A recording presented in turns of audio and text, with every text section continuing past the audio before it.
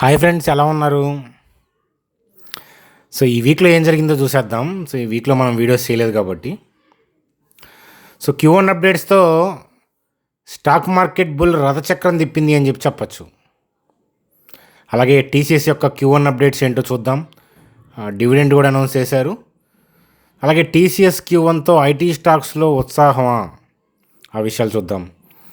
So అలాగే స్టాక్స్లో సంబంధించిన ఇన్ఫర్మేషన్, వాటి యొక్క హిస్టారికల్ డేటా చూద్దాం.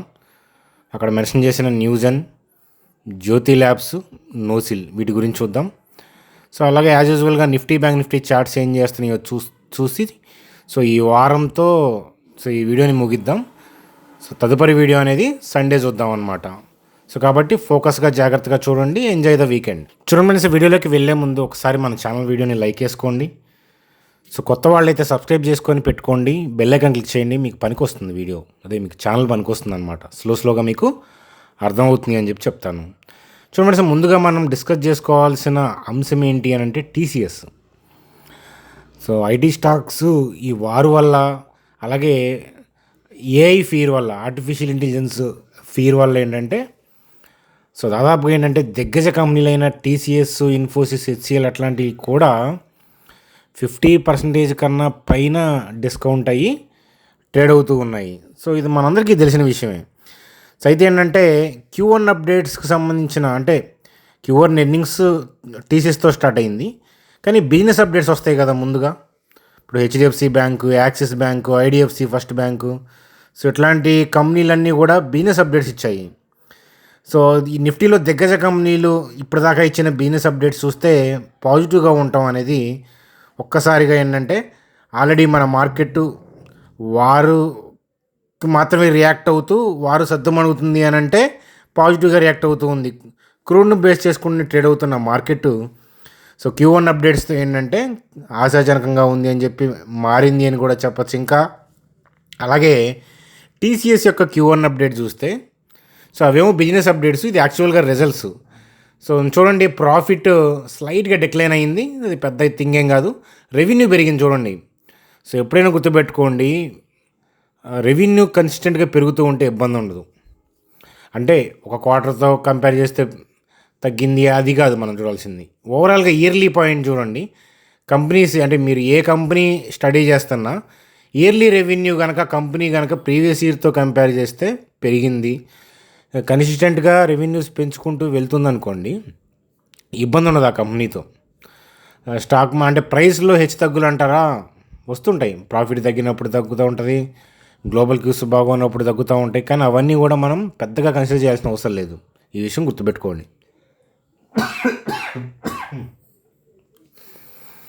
టీసీఎస్ యొక్క ప్రాఫిట్ కూడా, సో చూడండి, స్టాక్ అంతలా పడిపోయిన రెవెన్యూ పెరిగింది.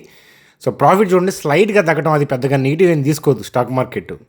అలాగే సో చూడండి, సూపర్గా అందరి అంచనాలు మించి, సో అంటే బాగా తగ్గిపోతాయి అనే పాయింట్ ఆఫ్ వ్యూలో అనుకున్నారు, కానీ అట్లా లేదు. అలాగే ఎంప్లాయీలు కూడా 9,200కి పైగా పెంచారు. అలాగే టీసీఎస్ వాళ్ళు ఏంటంటే మధ్యంతర, అంటే ఇంటర్మ్ డివిడెంట్ని అనౌన్స్ చేశారు, 12 రూపీస్ పర్ షేరు. చూడండి ఫ్రెండ్స్, ఏజీఎంలో అనౌన్స్ చేస్తే డివిడెంట్ని దాన్ని ఫైనల్ డివిడెంట్ అంటారు. సో 2 ఏజీఎంల మధ్యలో కనుక ఏదైనా డివిడెంట్ అనౌన్స్ చేస్తే దాన్ని ఇంటర్మ్ డివిడెంట్ అంటారు, తెలుగులో మధ్యంతర డివిడెంట్. 12 రూపాయలు చదివించారు కాబట్టి వారిని, వారి కుటుంబాన్ని ప్రకృతి చల్లగా చూడాలని కోరుకుందాం. అలాగే సో ఏఐకి సంబంధించిన ఎర్నింగ్స్లో 13.6% వృద్ధి, అంటే గ్రోత్ అనేది. సో ఏఐ పాయింట్ ఆఫ్ వ్యూలో ఫీల్ అవుతున్నారు కదా, ఆ పాయింట్ ఆఫ్ వ్యూలో కూడా గ్రోత్ కనపరుస్తున్నారు వాళ్ళు. అలాగే ఏఐ వల్ల వైట్ కాలర్ ఉద్యోగాలు తగ్గవు అనే పాయింట్ ఆఫ్ వ్యూలో చెప్తున్నారు. సో దేని డిమాండ్ దానికి ఉంటుంది అని చెప్తున్నారు. సో ఓవరాల్గా ఏంటంటే చూడండి ఫ్రెండ్స్, టీసీఎస్ ఒక దిక్సూచి అయ్యిందని చెప్పచ్చు. సో ఐటీ స్టాక్స్ మీద పెద్ద పెద్ద బ్రోకింగ్ కంపెనీస్, అలాగే రేటింగ్ ఏజెన్సీస్ అట్లాంటి వాళ్ళు ఫోకస్ పెట్టే అవకాశాలు ఉన్నాయి. సో కాబట్టి మీరు కూడా ఫోకస్ పెట్టి స్టడీ చేస్తారా మరి?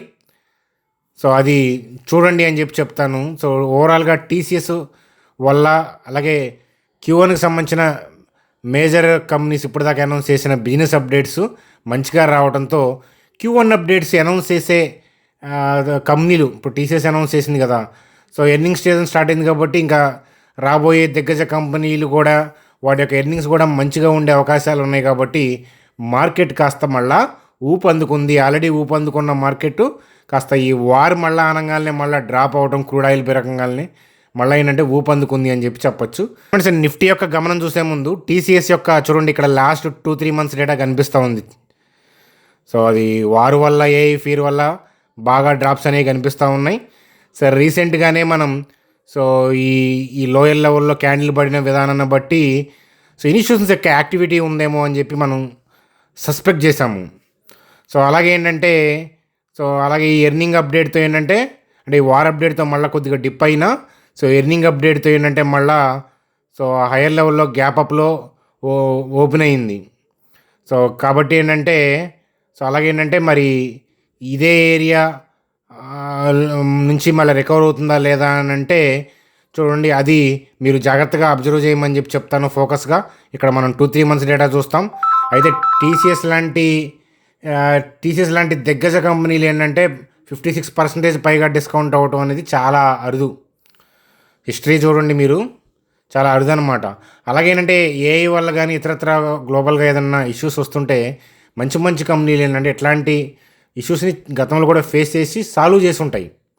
కాబట్టి ఎట్లాంటి ఇష్యూస్ వచ్చినా కూడా వాళ్ళ స్టెప్స్ వాళ్ళకు ఉంటాయి. మీకు చాలాసార్లు చెప్పాను, మహా అయితే ఎంప్లాయీలను తీసేస్తారు తప్ప ఏ కంపెనీ కూడా మార్జిన్ తగ్గించుకోదు. కాబట్టి రెవెన్యూస్ అవన్నీ చూడండి ఒకసారి.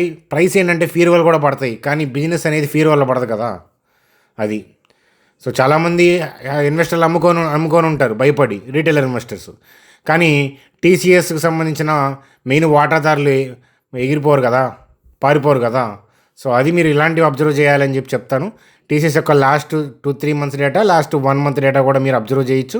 రీసెంట్గా ఉన్న చేంజెస్ కూడా మీరు చార్ట్లో చూడొచ్చు. చూడండి ఫ్రెండ్స్, అలాగే నిఫ్టీకి సంబంధించి మనం నిఫ్టీకి సంబంధించిన చార్ట్ చూస్తున్నాము. స్క్రీన్ మీద లాస్ట్ 2-3 మంత్స్ డేటా కనిపిస్తూ ఉంది. ఎస్పెషల్లీ లాస్ట్ 1 మంత్ డేటా చూస్తే సో వారు ఆగిపోతుంది అన్నప్పుడు మనకి రికవరీ అని మాట్లాడుకున్నాం. అలాగే మొన్న ఈ మధ్య వన్ డే వాళ్ళు కొట్టుకున్నారు అని చెప్పి న్యూస్ రావటం, యూఎస్ ఇరాన్ మళ్ళా యుద్ధం అని చెప్పి ట్రంప్ ఇక ఒప్పందాలకు తావులేదు అని చెప్పి కామెంట్లు చేయటం, క్రూడ్ ఆయిల్ బాగా మళ్ళీ సడన్గా రైజ్ అవ్వటం కూడా బిగ్ క్యాండిల్ పడింది. సో అది మీరు అబ్జర్వ్ చేశారు. సో మళ్ళీ ఏంటంటే మార్కెట్ వెయిట్ చేసింది దానికి సంబంధించిన న్యూస్ అప్డేట్స్ కోసం. ఇరాన్ చర్చలకి వాళ్ళు కోరుకుంటున్నారని చెప్పి కామెంట్ చేయటం, ట్రంప్ స్టేట్మెంట్స్ ఇట్లాగే ఉంటాయి. మనం 2016 అప్పుడు ట్రంప్ ఎలక్ట్ అయినప్పుడు కూడా మనం చూసాం మార్కెట్లో. కానీ గ్రౌండ్ లెవెల్లో రియాలిటీ అలాగే మార్కెట్ ఏంటంటే కాస్త వెయిట్ చేసి మళ్ళీ ఏంటంటే ఎర్నింగ్ అప్డేట్తో ఊపందుకుంది. సో ఎర్నింగ్స్ పాజిటివ్గా ఉండటం వల్ల సో ఇక మనకి వార్ వల్ల ఏదైనా ఇబ్బంది పడితే తప్ప మార్కెట్ని టెంపరీ బ్యాడ్ న్యూస్లు ఏమీ ఇంపాక్ట్ చేయలేవు, ట్రెండ్ని చేంజ్ చేయలేవు. అదనమాట. మేజర్ బ్రాడ్ ఎర్నింగ్స్ అనేవి బాగుండి వస్తున్నప్పుడు ఇంకా మార్కెట్కి డోకా ఏముంటుంది. కానీ వార్కి సంబంధించిన థింగ్స్ కనుక రైజ్ అయిపోయి మొత్తం గ్లోబల్ మార్కెట్స్లో అలజడి వచ్చినప్పుడు అప్పుడు మనం అబ్జర్వ్ చేద్దాం ట్రెండ్ ఏదైనా చేంజ్ అయిందేమో. సో అదనమాట. సో కాబట్టి వార్ ఆగుతుంది అన్నప్పుడు ఈ గ్యాప్స్తో ర్యాలీస్, ఈ యుద్ధం అన్నప్పుడు దాన్ని రీట్రేస్మెంట్గా తీసుకొని మళ్ళీ వెయిట్ చేసింది మార్కెట్. మళ్ళీ ఏంటంటే మనకి టీసీఎస్ అప్డేట్స్, మనకి గ్లోబల్గా రికవరీ అనేది. సో దాంతో ట్రంప్ మళ్ళీ స్టేట్మెంట్లతో మళ్ళీ గ్యాప్ అప్తో మంచి క్యాండిలే పడింది అని చెప్పొచ్చు అనమాట. సో మరింత విపులంగా సో మనం చార్ట్స్ని 3 మంత్స్ డేటాని మనం విపులంగా ఏంటంటే ఇప్పుడు 1 మంత్ 2 మంత్స్ చూస్తున్నాం కదా, విపులంగా 3 మంత్స్ డేటాని monthly time framework, weekly time framework, daily time framework వాటిని మనం సండే వీడియోలో డిస్కస్ చేసుకుందాం అనమాట. సో అది కదా. చూడండి, ఇప్పటిదాకా మనం చెప్పిన థింగ్స్ అంతే నచ్చితే కనుక వీడియోని లైక్ చేయడం మర్చిపోవద్దు. అలాగే వీడియో కింద డిస్క్రిప్షన్లో మీకు చూడండి లింక్స్ ఇచ్చాను. చూడండి, అలాగే వీడియో కింద డిస్క్రిప్షన్లో మీకు లింక్స్ ఇచ్చాను చూడండి. మీకు ఎవరికైనా ట్రేడింగ్ డీమ్యాట్ అకౌంట్ లేకపోతే సో జస్ట్ ఆ లింక్స్ ఇలా క్లిక్ చేస్తే మీరు మొబైల్ నెంబర్ ఎంటర్ చేసి ఓటీపీ ఎంటర్ చేస్తే 10 minutes అకౌంట్ ఓపెనింగ్ ప్రాసెస్ అనేది. కాబట్టి ఏదైనా సరే జస్ట్ మొబైల్ నెంబర్ ఎంటర్ చేసి ఓటీపీ ఎంటర్ చేసి డీటెయిల్స్ ఇస్తే మీ అకౌంట్ మీకు కనుక ట్రేడింగ్ డీమ్యాట్ అకౌంట్ లేకపోతే వాడుకోవచ్చు అనమాట. సో ఒకవేళ మన లింక్స్ ద్వారా అకౌంట్ ఓపెన్ చేస్తే ఐడిని ఇక్కడ మా టీం నెంబర్కి పంపిస్తే కనుక మీకు ఆ బ్రోకింగ్ కంపెనీ నుంచి ఏదైనా బిజినెస్ అప్డేట్స్, ఏదైనా ఇంపార్టెంట్ ఇన్ఫర్మేషన్ ఉంటే కనుక మీకు ఇన్ఫామ్ చేయడానికి ఉంటుందన్నమాట. ఫ్రెండ్స్ అలాగే న్యూస్ అండ్ సాఫ్ట్వేర్ యొక్క హిస్టారికల్ డేటా చాలాసార్లు డిస్కస్ చేసుకున్నాము. సో మీరు జస్ట్ ఏంటంటే రీటైల్ పీపుల్ అలాగే స్టాక్ మార్కెట్లో కొత్తగా వచ్చిన వాళ్ళు ఎక్కువ మంది ఏం చేస్తారంటే అస్తమానం ప్రైస్ యాక్షన్ చూస్తారు. కానీ చూడండి హిస్టారికల్ డేటా చూస్తే చూడండి సేల్స్ గ్రోత్ ఉందా. సో సేల్స్ రెవెన్యూలో ఎక్కడా తేడా లేదు, year on year point of వ్యూలో గ్రో అవుతూనే వెళ్ళింది. అలాగే నెట్ ప్రాఫిట్లో కూడా మంచి గ్రోతే కనపరిచింది. అర్థమవుతుందా? సో కాబట్టి ఏంటంటే అలాగే న్యూస్ అండ్ సాఫ్ట్వేరు గార్ట్నర్ రివ్యూలో చాలా ప్రొడక్ట్స్ ఉంటాయి వీళ్ళకి. అలాగే ఏంటంటే ఈ కంపెనీ అంత ఈజీగా లాస్కి వెళ్ళదు, ఎందుకంటే వీళ్ళకి పే చేసి వీళ్ళ సాఫ్ట్వేర్ వాడాలి. అర్థమవుతుందా? పే చేసుకొని దాని తర్వాత యూజ్ చేయాలి సాఫ్ట్వేర్, అంతేగాని అది. సో కాబట్టి ఒక Q1 ఒక్కటే మీకు ఏదన్నా డ్రాప్ కనిపిస్తూ ఉంటుంది తప్ప మామూలుగా ఓవరాల్గా ఇయర్లీ పాయింట్ ఆఫ్ వ్యూలో ఇది మంచి గ్రోత్ ఉన్న కంపెనీ ఇప్పటిదాకా. అలాగే వాళ్ళ ఫర్దర్ బిజినెస్ అప్డేట్స్ ఏంటి, వాళ్ళు ఏం స్టెప్స్ చేస్తున్నారు అవి కూడా మనం చూసుకుంటూ ఉండాలి ఎప్పటికప్పుడు. సో అట్లాగే ఏంటంటే స్టాకు గతంలో బాగా రైజ్ అయ్యింది, కాకపోతే ఈ ఏఐ ఫీర్ వల్ల ఇది చిన్న స్టాక్ కదా, సో అందువల్ల ఏంటంటే బాగా హైయర్ లెవెల్ నుంచి బాగా డిస్కౌంట్ అయ్యి ట్రేడ్ అవుతూ ఉందన్నమాట. సో అది స్టాక్ ప్రైస్ టు ఎర్నింగ్ 22లో ఉంది. చూడండి ఫ్రెండ్స్, ఊపిలో ఉన్నప్పుడు ఏంటంటే స్టాక్స్ వాటి యొక్క ఓవర్ వాల్యూలో ట్రేడ్ అవుతుంటాయి, లైక్ ల్యాండ్ లాగే. అదే ల్యాండ్ ఏం మారదు, అక్కడ ఏదో ఓవర్ బ్రిడ్జ్ పడుతుంది అనగానే లెగుస్తాయి కదా, మళ్ళీ అది ఆగిపోతుందగానే మళ్ళీ డ్రాప్ అవటం, ఇంకొకటి ఏదో బ్యాడ్ అక్కడ కరెంట్ తీగలు పడతాయి అంటే అలా అనగానే డ్రాప్ అయిపోవటం, ఇట్లా ఏ ఉంటాయి కదా. సో స్టాక్స్ కూడా ఏంటంటే చూడండి అదే పంట పండిద్ది. మనం చూడాల్సింది ఒక స్టడీ చేసేవాళ్ళు, ఇన్వెస్ట్మెంట్ కూడా స్టడీ చేసేవాళ్ళు స్టాక్స్ని ఏంటంటే బిజినెస్ చూసుకుంటా వాటిని ట్రాక్ చేస్తా, మేనేజ్మెంట్ ఇంటర్వ్యూలు వాళ్ళు ఇచ్చే గైడ్లైన్స్లు అవి ఇంపార్టెంట్. సో ప్రైస్ యాక్షన్ చూసుకుంటే ఏంటంటే ఏ స్టాక్లో మీరు నిలబడలేరు, అదనమాట కదా. సో కాబట్టి చాలాసార్లు డిస్కస్ చేసుకున్నాం. ఇవాళ కూడా స్టాకు 10% దాకా ఇంట్రాడే ర్యాలీ వచ్చినట్లుంది కదా. సో అది వస్తుంటాయి మళ్ళీ ఐటీకి ఊప్ అనే పాయింట్ ఆఫ్ వ్యూలో ఎక్కువ మంది ఫోకస్ చేస్తూ ఉండటం వల్ల వస్తుంటాయి అన్నమాట అది. సో అది మీరు బిజినెస్ అప్డేట్స్ అవి చూడండి అనమాట. అలాగే స్టాక్ కూడా డెట్ ఫ్రీ కంపెనీ, అది సబ్స్క్రిప్షన్ బేస్డ్ బిజినెస్ మోడల్ అంటారు దీన్ని. ముందు సబ్స్క్రైబ్ చేసుకుంటేనే వాళ్ళ ప్రోడక్ట్ వాడగలం, దానికి ముందు పే చేయాలి మనం. సో అది కదా. చూడండి ఫ్రెండ్స్, అలాగే నోసీల్ గురించి. సో చూడండి ఫ్రెండ్స్, నోసీల్ యొక్క బిజినెస్ అప్డేట్స్, సేల్స్ రెవెన్యూ బాగుంది. సో మనకి లాస్ట్ ఇయర్ ఏంటంటే మనకి చూస్తే కనుక రెవెన్యూ అనేది డిక్లైన్ అయిందనమాట. ఎందుకంటే రా మెటీరియల్ కాస్టు పెరగటం అనేది కారణం అని చెప్పి మనకు కనిపిస్తూ ఉంది. సో అది మనం డిస్కస్ చేసుకున్నాము. అయితే ఏంటంటే ఇప్పుడు ఈ స్టాక్ ఉన్న అనుకూలమైన అంశాలు ఏంటంటే గవర్నమెంటు నెక్స్ట్ 5 yearsకి ఏంటంటే రబ్బర్ కెమికల్స్ మనకి వేరే కంట్రీస్ నుంచి అంటే చైనా నుంచి యాంటీ డంపింగ్ డ్యూటీ అనమాట. చైనా నుంచి కనుక ఇంపోర్ట్ చేసుకుంటే ఎక్కువ ట్యాక్స్ పే చేయాలి. సో రబ్బర్ కెమికల్స్లో ఏంటంటే మేజర్ వాటా ఉన్న మేజర్ మార్కెట్ షేర్ వెళ్ది. సో కాబట్టి యాంటీ డంపింగ్ డ్యూటీ వేయటం అనేది చైనా నుంచి ఇంపోర్ట్ చేసుకునే రబ్బర్ కెమికల్స్కి ఇప్పుడు లోకల్గా కంపెనీల మీద ఆధారపడతారు కదా. సో కాబట్టి ఏంటంటే అలాంటి దానివల్ల ఏంటంటే ఈ కంపెనీ బిజినెస్కి 5 yearsకు అడ్డంకి లేకపోవచ్చు. ఇతరత్ర థింగ్స్ కూడా ఉంటాయి, కాకపోతే ఏంటంటే మేజర్ అది ఏంటంటే సానుకూలమైన అంశం అనమాట. సో అది తప్ప ఈ స్టాక్లో మీకు ఎక్కడ కూడా ఏంటంటే ప్రాబ్లం కనిపిస్తుంది. డెట్ ఫ్రీ కంపెనీ నోసిల్ మంచి బిజినెస్ మోడల్ ఉన్న కంపెనీ, కాకపోతే ఏంటంటే రా మెటీరియల్ ఇన్పుట్ కాస్ట్ వల్ల ఏంటంటే అది ఇంపాక్ట్ అయింది. అది గతంలో కూడా ఇలాంటి ఇష్యూస్ ఫేస్ చేసింది కంపెనీ. సో ఎప్పటి నుంచో ట్రాక్ చేస్తూ ఉండటం వల్ల ఈ కంపెనీ యొక్క ప్రోసు కాన్స్ నేను అబ్జర్వ్ చేయగలిగాను అనమాట. సో మీరు కూడా అబ్జర్వ్ చేయండి. అలాగే మరింత ఫోకస్ చేయాలనుకున్న వాళ్ళు మీ ఫైనాన్షియల్ అడ్వైజర్ యొక్క సలహాని తీసుకోండి.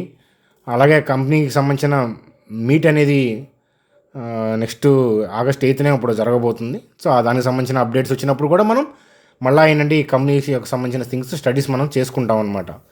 బిజినెస్లో ఫండమెంటల్గా వాళ్ళ బిజినెస్ డిటోరియేట్ అవుతున్నప్పుడు తప్ప పెద్దగా దిగులు పడాల్సిన అవసరం ఏం లేదు. స్టాక్ ప్రైజులు మిమ్మల్ని ఇలా ఉంటాయి, ఒక్కోసారి 2-3 yearsకి మిమ్మల్ని ఆశ్చర్యపోయేలాగా వెళ్తూ ఉంటాయి, మళ్ళీ నెక్స్ట్ ఇయర్ చూస్తే మళ్ళీ డిక్లైన్ అవుతుంటాయి. వాటిని బట్టి మనం డెసిషన్స్ తీసుకోలేము. సో మీరు ఎప్పుడు కూడా ఫోకస్గా చేయాల్సిందంటే ఏంటంటే ఆ బిజినెస్ మీద ఎక్కువ కూడా ఫోకస్ చేస్తూ ఉండాలన్నమాట. అందుకే అవే చూపిస్తూ ఉన్నాను, మీరు చూడండి ఫ్రెండ్స్. అలాగే జ్యోతి ల్యాబ్స్కి సంబంధించి చూసే ముందు వీడియోని లైక్ చేశారు కదా ఫ్రెండ్స్. ఇప్పటిదాకా చూసారంటే కొత్త వాళ్ళకి నచ్చి ఉంటుంది. సబ్స్క్రైబ్ చేశారు కదా, బెల్ ఐకాన్ క్లిక్ చేయడం మర్చిపోవద్దు. చూడండి, జ్యోతి ల్యాబ్స్ కూడా ఏంటంటే మొత్తం బిజినెస్ అంతా రెవెన్యూ అంతా బాగుంది. సో ఎవ్రీథింగ్ బాగానే ఉంది, కానీ స్టాకు బాగా డిక్లైన్ అయింది కదా. సో ఆ మధ్య బాగా డిక్లైన్ అయింది ఎందుకని అని అంటే, సో వీళ్ళకి అంటే వీళ్ళ రెవెన్యూలో 31% దాకా కాంట్రిబ్యూట్ చేసే ఎవరైతే ఉన్నారో హెన్కోకి సంబంధించిన డీలర్ అనేవాళ్ళు వీళ్ళకి హ్యాండ్ ఇచ్చారనమాట. అంటే డీలు వీళ్ళు కొనసాగించాల. మరి వీళ్ళు ఆల్టర్నేట్ ఎతుకుతున్నారా, వాళ్ళకి ఎందుకు చెడింది అనేది చూడండి ఒకసారి. అలాగే ఏంటంటే ఫర్దర్గా మరి ఆ రెవెన్యూని ఎలా భర్తీ చేస్తారనే దాని మీద ఈ స్టాక్ యొక్క భవిష్యత్తు ఉంది. కానీ ఆ ఒక్క ఇష్యూతో ఏంటంటే ఎక్కడి నుంచో స్టాకు, సో ఆకాశంలో ఉండే స్టాకు పాతాళంలో పడిందనమాట. ఆ ఇష్యూ సాల్వ్ చేసుకుంటే చాలు, మళ్ళీ దాని వాల్యుయేషన్స్ దానికి రావచ్చు. సాల్వ్ చేస్తారా లేదా అట్లాంటివి ఏంటంటే ట్రాక్ చేస్తూ ఉండాలి. సో కాబట్టి ఏంటంటే అలాంటి బిజినెస్ అప్డేట్స్ చూడటం అనేది చాలా ఇంపార్టెంట్. జ్యోతి ల్యాబ్స్ యొక్క హిస్టారికల్ డేటా మనం చూడొచ్చు అనమాట స్క్రీన్ మీద. సో చూడండి, ఎప్పటి నుంచో బాగా పడిపోతాం. మంత్లీలో మీకు చూడండి ఎక్కడి నుంచో పడిపోయి డిప్ అయిందనమాట. ఈ ఇష్యూ ప్రధానమైన కారణం. సో అయితే ఏంటంటే ఇక్కడ ఈ క్యాండిల్ చూస్తూ ఉంటే ఇన్స్టిట్యూషన్స్ ఏమైనా యాక్టివిటీ స్టార్ట్ అయిందనే సందేహం కూడా వస్తూ ఉంది. ఒకసారి అబ్జర్వ్ చేయగలరు అనమాట. బిజినెస్ అప్డేట్స్ని చూసుకుంటా మ్యాప్ చేసుకోండి. చెడు అనేది జరిగింది, ఒకవేళ అదృష్టం బాగుండి బిజినెస్ అప్డేట్స్ కలిసి వచ్చి మంచి జరిగింది అనుకోండి, స్టాక్స్ యొక్క బిజినెస్ ఎక్కడికో వెళ్ళిపోవచ్చు. ప్రైస్లు ఏముంది దాంతోపాటు ఎగబడతా ఉంటాయి. కాబట్టి ఏంటంటే అందుకనే లాస్ట్ 3-4 months డేటా కూడా మనం క్లియర్ కట్గా మనం చార్ట్లో చూస్తూ ఉన్నాం అనమాట. సో అది కదా. చూడండి సార్, బ్యాంక్ నిఫ్టీ గురించి మనం సండే వీడియోలో డిస్కస్ చేసుకుందాం. సమ్ టైం ఉంది కాబట్టి మొత్తం వీక్లీ రివ్యూ చేసుకొని ఇంకా ఇతరత్ర ఇంపార్టెంట్ అప్డేట్స్ ఏదైనా ఉంటే కనుక డిస్కస్ చేసుకుందాం. మీకు ఏదైనా ఫేవరెట్ స్టాక్స్ మంచి బిజినెస్ ఉన్నాయని మీరు కూడా ఇలా ఐడెంటిఫై చేసి ఇంకా మార్కెట్ రికగ్నైజ్ చేయలేదు కానీ మీరు రికగ్నైజ్ చేశారని మీకు ఏమైనా అనిపిస్తుందా? అట్లాంటివంటి కామెంట్ సెక్షన్లో చేయండి. మనందరం కలిసి స్టడీ చేసుకుందాం, కలిసి నేర్చుకుందాం. సో కలిసి గ్రో అవుదాం అనమాట. సో కలిసి గ్రో అవుదాం అనుకున్నప్పుడు వీడియోని లైక్ చేయండి, అభిప్రాయాలు కామెంట్ సెక్షన్లో తెలియజేయండి. Bye friends, good day.